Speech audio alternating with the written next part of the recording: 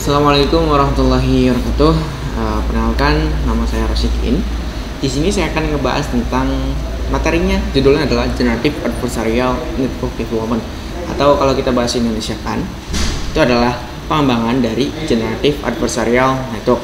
Nah, diharapkan sebelum kalian mengikuti course ini, diharapkan kalian sudah mengikuti course GAN Basic dan kalian sudah menguasai Basic Deep Learning dan Machine Learning, karena GAN ini sendiri merupakan pengembangan dari deep learning atau salah satu algoritma pengembangan dari deep learning.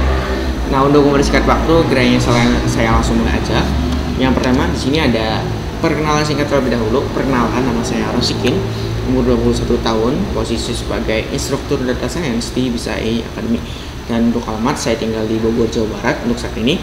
Dan hobi, saya hobi main musik. Dan ini ada foto saya ya. Kalau kalian mau tahu, kalau nggak ya udah. Oke, yang pertama di sini kita akan ngebahas tentang GAN itu sendiri.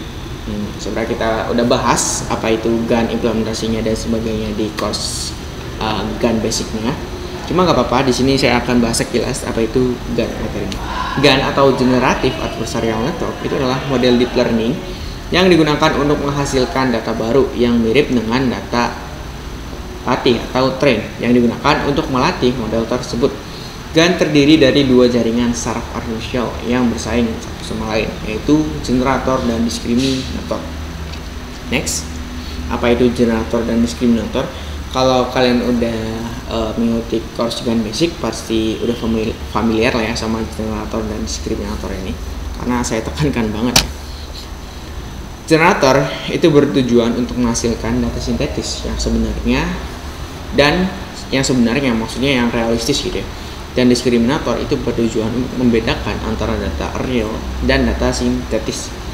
Dalam proses pelatihan atau training, generator dan diskriminator itu saling bermain dalam suatu permainan, di mana generator berusaha untuk menghasilkan data sintetis yang semakin mirip dengan data asli, sedangkan diskriminator itu berusaha untuk semakin baik dalam membedakan data asli dari data sintetis.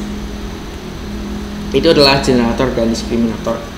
Generator dan diskriminator ini biasanya dianalogikan dengan pembuat uang palsu pada si generator dan polisi yang bisa membedakan mana uang asli dan mana uang palsu dari sisi diskriminator. Dimana ketika si pembuat uang palsunya itu semakin pintar dalam membuat uang palsu, maka mau nggak mau si polisinya juga atau si diskriminatornya itu harus makin pintar dalam membedain mana uang asli dan mana uang palsu. Nah, ketika mereka bersaing, itu akan menghasilkan, kalau di teknologi itu menghasilkan data asli yang sangat mirip dengan data asli, data sintetis yang sangat mirip dengan data asli, itu maksudnya. Nah, kurang lebih seperti itu untuk Generative Adversarial Network secara umum. Next, kita akan masuk ke pengembangan GAN, karena ini materinya adalah GAN development atau pengembangan dari GAN. Jadi GAN itu banyak ya jenisnya, bukan cuma GAN yang udah kita bahas kemarin di basicnya. Nah, itu basicnya. Kalau sekarang kita akan masuk ke jenis-jenis GAN lah istilahnya. Pengembangan dari GAN ini ada apa aja dan sebagainya. Yang pertama di sini yang saya akan ajarkan dan implementasikan pada course kali ini ada conditional GAN. Yang pertama ada conditional GAN. Jadi apa itu conditional GAN? Si GAN atau Conditional Generative Adversarial Network itu adalah salah satu jenis arsitektur jaringan generatif yang menggunakan kondisi tambahan atau conditional input sebagai input bagi generator dan diskriminator dalam jaringan GAN. Pada umumnya, GAN hanya menggunakan variabel acak atau random noise sebagai input untuk generator dan tidak ada informasi tambahan yang diberikan, karena ya labelnya aja label sintetik ya. Dalam si GAN, kondisi tambahan disediakan sebagai input tambahan bagi generator dan diskriminator. Kondisi tambahan ini dapat berupa label, kelas, gambar, atau informasi tambahan lainnya yang relevan dengan masalah yang ingin diselesaikan. Dengan menggunakan kondisi tambahan ini, generator dapat menghasilkan sampel data yang lebih spesifik dan lebih sesuai dengan kondisi yang ditentukan. Nah, itu adalah conditional GAN. Nah, kalau kalian masih bingung, kalian pahami gini aja. Kalau GAN kemarin itu kan hasil generate-nya itu kan random gitu ya. Kita kan udah visualisasiin hasil generate-nya, misal angka pertama 7, 8 dan sebagainya, data MNIST gitu. Nah, kalau conditional GAN, kita itu bisa mengasih kondisi, misal kita itu mau mengenerate angka berapa. let's say angka 2 atau 3. Nah, maka si model gun kita ini dia akan mengenerate angka yang kita mau, misal 2 atau 3. Nah, itulah kurang lebih untuk conditional gun. Next ada Wasserstein gun. Nih, apa sih Wasserstein gun ini?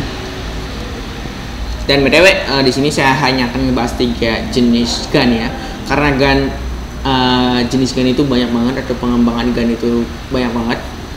Kalian bisa riset sendiri atau belajar sendiri, tapi di sini saya hanya akan memaparkan dan mengimplementasikan 3 jenis pengembangan dari gun.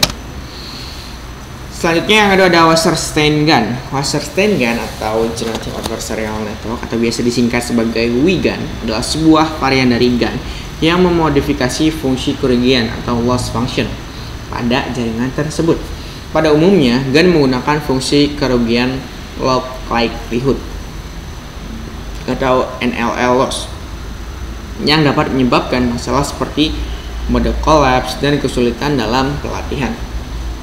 Nah, intinya si Wasserstein gun ini sebenarnya gun biasa, cuma loss functionnya itu diganti menggunakan Wasserstein. Nah, nanti kita akan bahas lebih lanjut apa itu Wasserstein, cara penggunaannya, berdasarkan papernya itu gimana dan sebagainya di implementasinya WEGUN ya. Ini materi dulu aja. Dalam WEGUN, fungsi kerugian atau loss function itu diganti dengan fungsi kerugian yang berbasis pada jarak Wasserstein. Nah, atau Wasserstein distance. Nah, Wasserstein ini merupakan jarak ya, yang juga dikenal sebagai jarak earth mover atau earth mover distance. Fungsi kerugian ini memungkinkan pelatihan model gun yang lebih stabil dan dapat menghasilkan sampel data yang lebih berkualitas. Karena yang kita tahu training gun itu nggak stabil banget ya. Nah, si WEGUN ini datang untuk menstabilkan gun. Caranya seperti apa? Caranya adalah mengganti loss functionnya dari likelihood loss menggunakan Wasserstein distance. Kurang lebih seperti itu. Ini kita akan bahas lebih lanjut di implementasinya ya. Yang terakhir ada Wasserstein DC gun. Apa itu Wasserstein DC gun? Wasserstein DC gun atau Deep Convolutional DC gun itu adalah Deep Convolutional Generative Adversarial Network.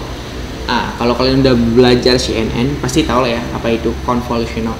Itu adalah sebuah varian dari arsitektur DC gun yang memodifikasi kerugian loss function pada jaringan tersebut dengan menggunakan jarak Wasserstein distance sebagai pengukuran kualitas dari hasil pengambilan sampel data oleh generator. Nah, itu adalah Wasserstein DC gun. Jadi sebenarnya itu adalah DC gun, Deep Convolutional Generative Adversarial Network, tapi loss function itu kita ganti menjadi Wasserstein. Jadi namanya Wasserstein DC gun. Tapi apa itu DC gun-nya itu sendiri kita akan lebih bahas. DC gun sendiri adalah sebuah arsitektur gun yang menggunakan lapisan konvolusi untuk generator dan diskriminator untuk memperbaiki kualitas dari sampel data yang dihasilkan. DC gun juga menggunakan teknik-teknik seperti batch normalization dan penggunaan kernel dengan ukuran yang tepat untuk meningkatkan stabilitas pelatihan dan kualitas hasil pengambilan sampel. Nah, itu adalah DC gun itu sendiri. Ketika DC gun sama loss function ini disatukan ya jadi WDC gun atau Wasserstein DC gun.